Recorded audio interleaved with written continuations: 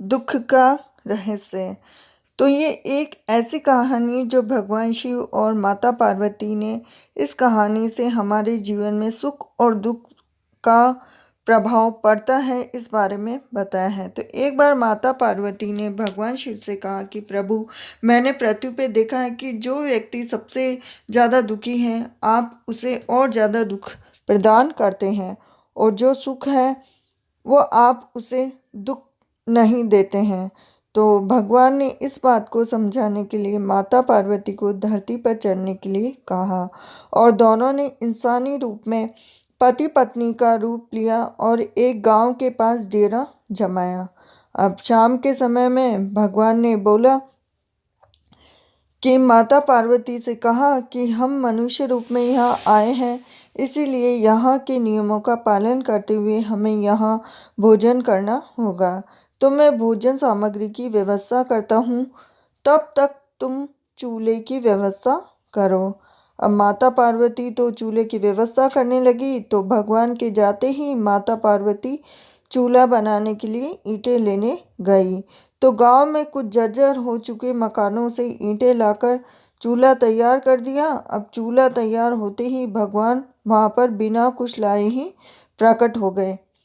तो माता पार्वती ने पूछा कि आप तो कुछ लेकर नहीं आए, भोजन कैसे बनेगा? तो भगवान बोले, पार्वती अब तुम्हें इसकी ज़रूरत नहीं पड़ेगी। तो भगवान ने माता पार्वती से पूछा कि तुम चूल्हा बनाने के लिए इन ईंटों को कहाँ से लेकर आई हो?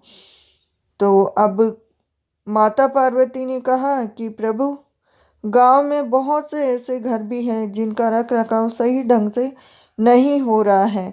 उनकी जर्जर हो चुकी दीवारों से मैं ईंटें निकाल कर ले आई हूँ।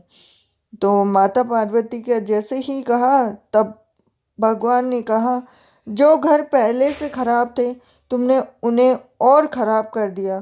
तुम ईंटें उन सही घरों की दीवार से भी तो ला सकती थी। तो माता बोली कि प्रभु, उन घरों में रखने वाले लोगों ने उनका रख रखाव बहुत सही तरीके से किया है और वो घर सुंदर भी लग रहे हैं, तो ऐसे में उनकी सुंदरता को बिगाड़ना उचित नहीं होता। तो भगवान बोले कि पार्वती, यही तुम्हारे द्वारा पूछे गए प्रश्न का उत्तर है।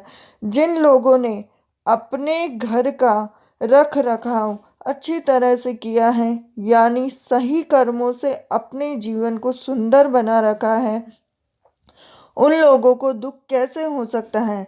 तो मनुष्य जीवन में जो भी सुखी है वो अपने कर्मों के द्वारा सुखी है, और जो दुखी है वो अपने कर्मों के द्वारा दुखी है।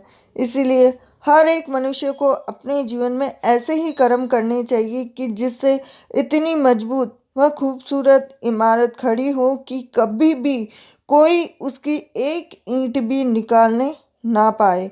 और इसी के साथ ही ये सुख दुख का जो चक्र है, सुख दुख का रहस्य है, वो जीवन में हर व्यक्ति के जीवन में होता है। तो अगर आपको ये माता पार्वती और शिव पार्वती की कहानी पसंद आई हो तो वीडियो को लाइक कीजिए, चैनल को सब्सक्राइब कीजिए, और इसी तरह से और भी जानकारी के लिए बने रहिए मेरे साथ Reena kitchen recipe and blogs में। तो मिलती हूँ आपसे नेक्स्ट वीडियो में।